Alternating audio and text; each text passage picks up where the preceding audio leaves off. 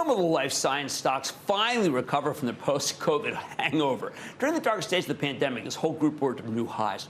But then as the world went back to normal last year, these stocks got steamrolled.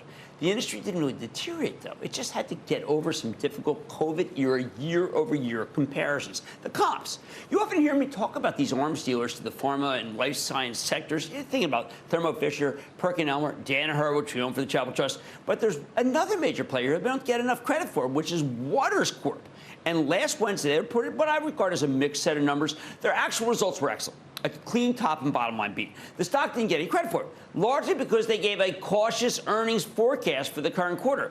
It's been a week since then, and now the stock's down nearly $20. If Waters is merely being conservative here, this could be a great buying opportunity.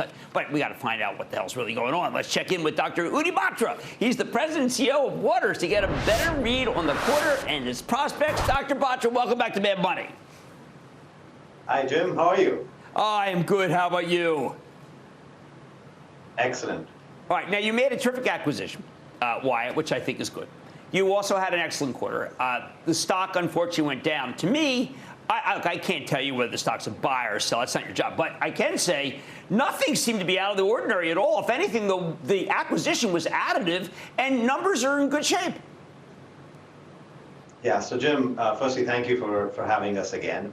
It's been a fantastic year. We grew 12% constant currency, compounding on a 14%, 15% year from the previous year.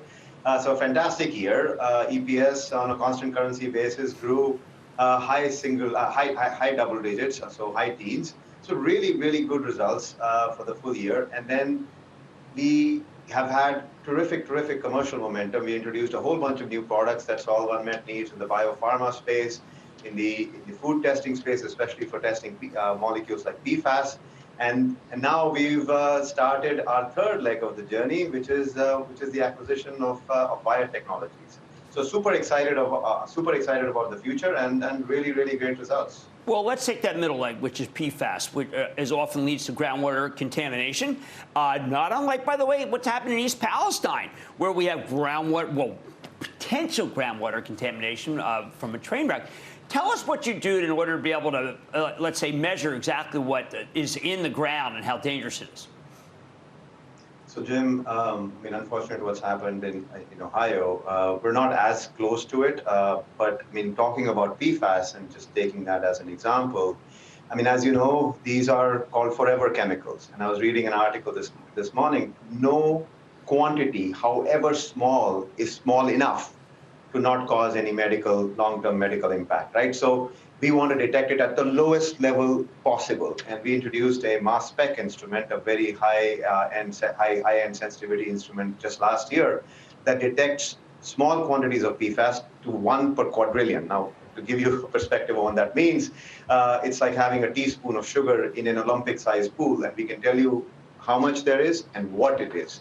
So now we're partnering with public health institutions around the world to make sure we can test drinking water, food, etc., across the globe to make sure we can get rid of it from our food and water sources. And many of our industrial customers are also talking to us because they made pledges to get rid of PFAS from their products. So a difficult problem, but we have a very sensitive instrument that is helping our customers. Right, and if people want to see the danger of PFAS, just look no further than what's happened to the stock of 3M, because they have a PFAS problem. Now, let's go on the positive side. Fabulous video on the website about what you do to measure and make lithium batteries safe. I think that's a technology that people want to know more about. Yeah, look, our fastest growing segment across the whole business is battery testing. Our thermal analysis products are used by most of our customers to do testing of the electrochemistry, the anodes and cathodes. Basically, the top 5 electric vehicle manufacturers are our customers. So they use our products to test not just what's in the batteries, but also assure that these batteries don't overheat over time. So our products are used across the full value chain of battery testing. Now, also, we talk a lot about biologics as a way to be able to save the healthcare system money. But biologics are very expensive to make, and we can't really make sure that they're the same as the real guys, so to speak. What do you guys do to help make biologics actually more affordable? Yeah, look, Jim, 40%, almost 40% of the pipeline of the pharma industry is now biologics and novel modalities like mRNA, like cell and gene therapies. And these molecules are, of course, terrific. They save a lot of lives, they're highly efficacious, but they're expensive and take time to develop. And we want to know each and everything about these molecules, right? So as Waters, we do an incredible job in understanding the chemistry of these molecules, right? So if you think of a protein, it has amino acids in it. So what amino acids are in the protein? If you think of an mRNA or an RNA molecule, we want to know what nucleic acids are in it. So our liquid chromatography and mass spec instruments allow us to measure the chemistry exquisitely.